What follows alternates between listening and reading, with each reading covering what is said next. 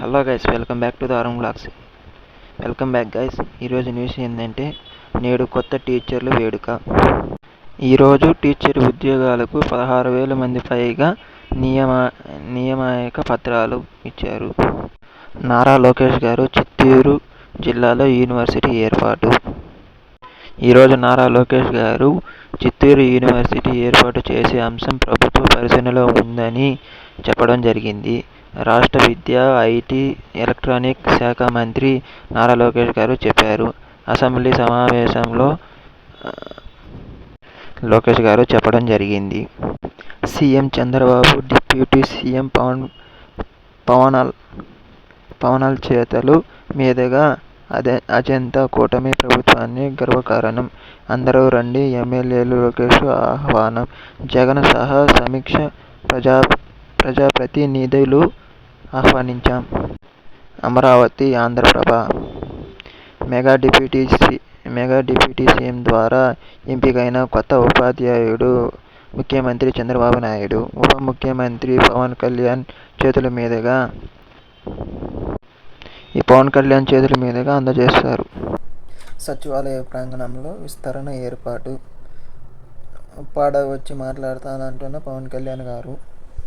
Assembly సమావేశాల వల్ల రాలేకపోతున్నా, ముగియగానే ఉప్పాడలో పర్యటిస్తా. మత్స్యకారుల సమస్యలు నాకు తెలుసు. సమస్యలు అత్యధికానికి కూటమి నివేదిక రాగానే ప్రభుత్వ చర్యలు.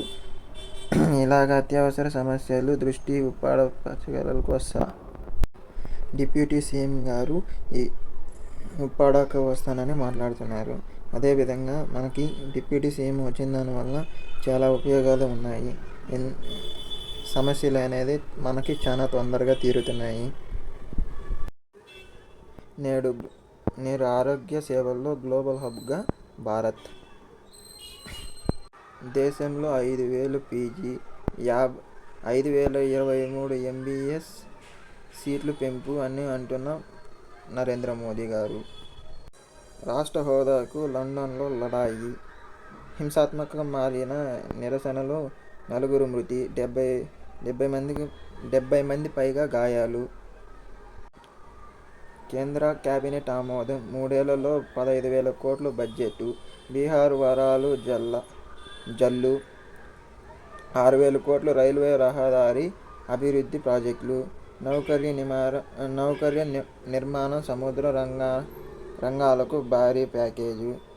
69,725 కోట్లు కేటాయింపు అని చెప్తున్న ప్రధానమంత్రి గారు. ఈరోజు షాకింగ్ న్యూస్ ఏమనగా మోదీ మిత్రులే దేశానికి శత్రువులు అంటున్న ప్రజలు.